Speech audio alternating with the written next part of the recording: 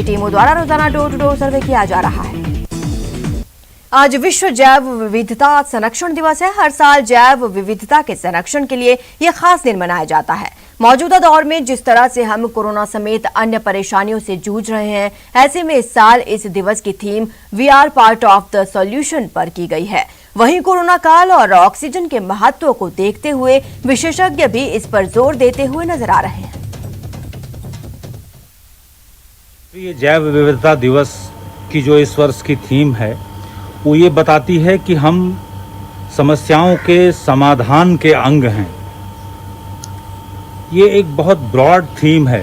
प्रकृति में जितनी तरह की समस्याएं हैं उनका समाधान खोजने के लिए प्रत्येक नागरिक का योगदान महत्वपूर्ण है। जैव विविधता की अगर आप हैसियत देखना चाहते हैं तो एक मामूली से वायरस ने पूरे विश्व को घुटनों में ला दिया है।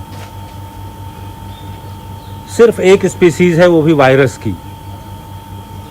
वहीं आप दूसरी तरफ अगर समाधान देखना चाहते हैं तो आप चारों दिशाओं में देखिए, लोग ऑक्सीजन का महत्व अब समझ पाए हैं। लोगों की तकलीफ है वो दूर होनी चाहिए। पृथ्वी जैसे खूबसूरत ग्रह को बहुत ही बदसूरत बनाने के लिए इंसानों को जिम्मेदार माना जाता है, क्योंकि इंसान ही इस ग्रह के ऊपर बहुत बड़ी तब्दीलियां ला रहे हैं और इन तब्दीलियों की वजह से जो प्राकृतिक संतुलन है, ख़ास तौर पर जैव विविधता से जुड़ा हुआ, वो गड़बड़ाता जा रहा है।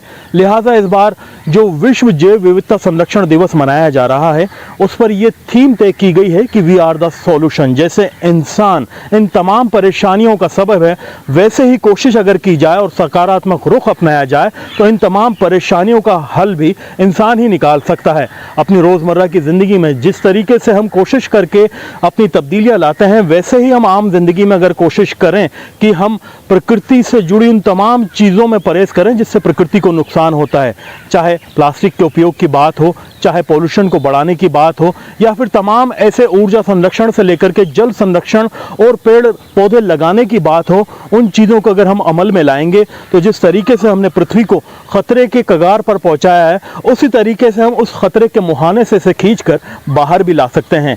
आज दुनिया भर में मौजूद तमाम खतरे, चाहे वो किसी भी वायरस के हों, बैक्टीरिया के हों या फिर फंगस के हों, वो जैव विविधता के असंतुलन की वजह से है। लिहाजा ज़रूरत है कि हम जैव विविधता के संरक्षण पर ज़्यादा से ज़्यादा फोकस करें और कोशिश करें कि अपनी आम जिंदगी को वैसा बनाएं जिससे हमारी पृथ्वी को बेहतरी मिले और तमाम जो उसके ऊपर नकारात्मक जो परिणाम सामने आ रहे हैं वो दूर हो सकें।